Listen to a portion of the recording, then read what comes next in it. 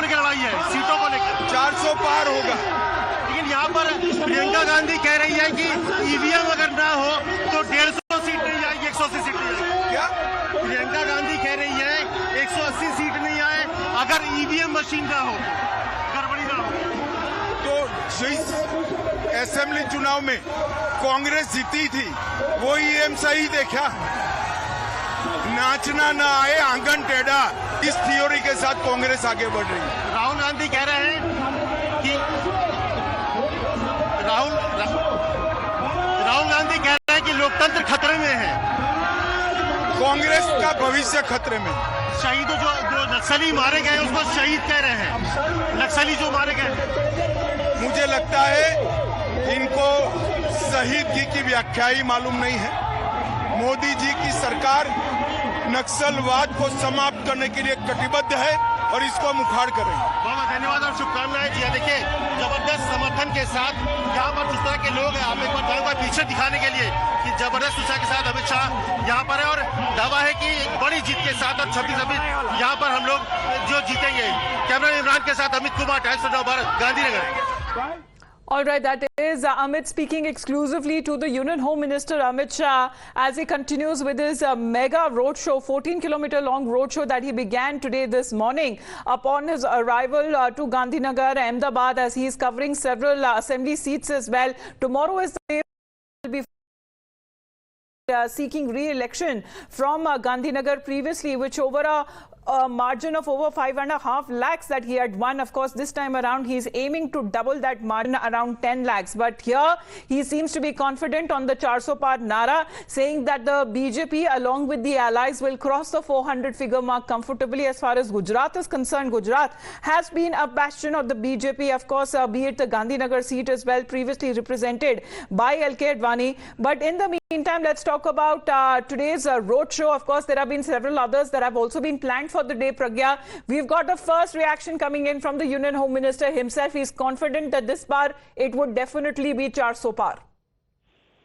Well, as you know, Union Home Minister is in his home turf, and that is his place also. He'll be holding 3 road shows, and obviously he'll be attending a rally before he files his nomination. He has taken this time out only for the electorate of his own constituency. He also knows that they also need to see him. He is their leader as well, and they would want to see him as much as they want to see Mr. Narendra Modi, who comes also from Gujarat. Mr. Home Minister will also be having his first... Right, let's get that exclusive conversation that we had with the Union Home Minister Amit Shah. Let's play that out.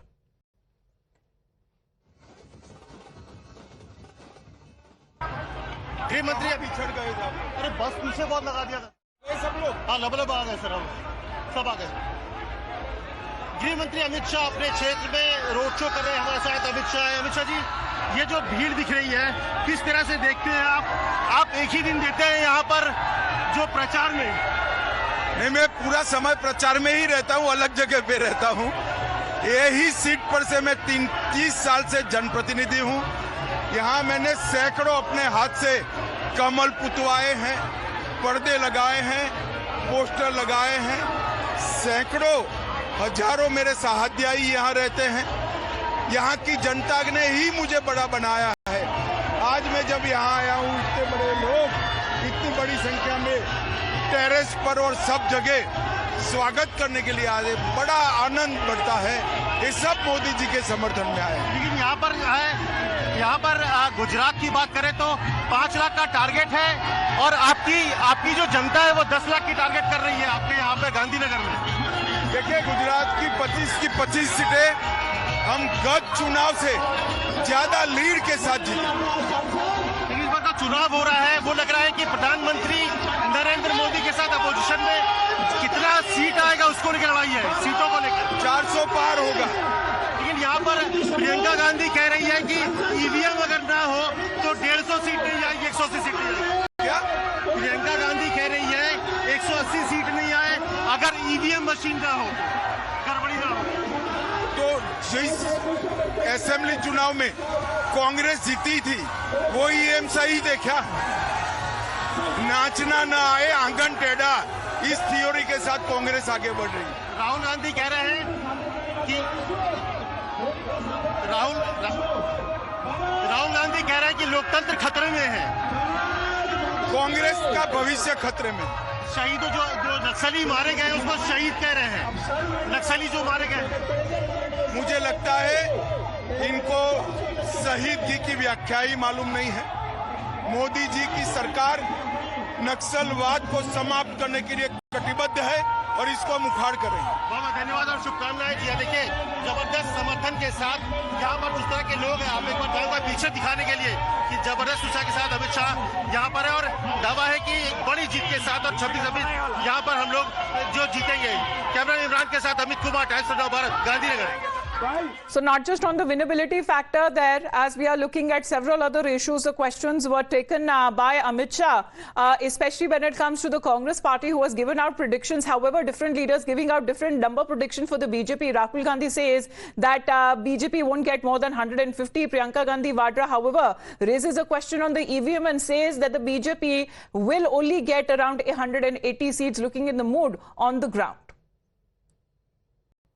तो इन्होंने कुछ गड़बड़ पहले से कर रखी है कि इनको मालूम है कि हमें 400 मिलने वाले हैं, है कि नहीं तो इस तरह ज्योतिषी की तरह कैसे कह सकते हैं कि क्या मिल रहा है। हम इतना कह सकते हैं कि अगर इस देश में आज के दिन ऐसा चुनाव हो जिसमें कोई गड़बड़ी नहीं हो, जिसमें ईवीएम में कोई गड़बड़ी नहीं है, तो मैं दावे के साथ कह सकती हूँ ये 180 से ज्यादा सीट नहीं ले सकते, उससे भी कम लेंगे। Well, Pragya is with us right now. Pragya, how do we understand as far as the Congress party and the predictions are concerned? Here the BJP and Union Home Minister are also confident in saying that this time it would be 400 par. However, there was a prediction that was made by Rahul Gandhi yesterday as well. Let's listen into that and then we'll come back to you, Pragya.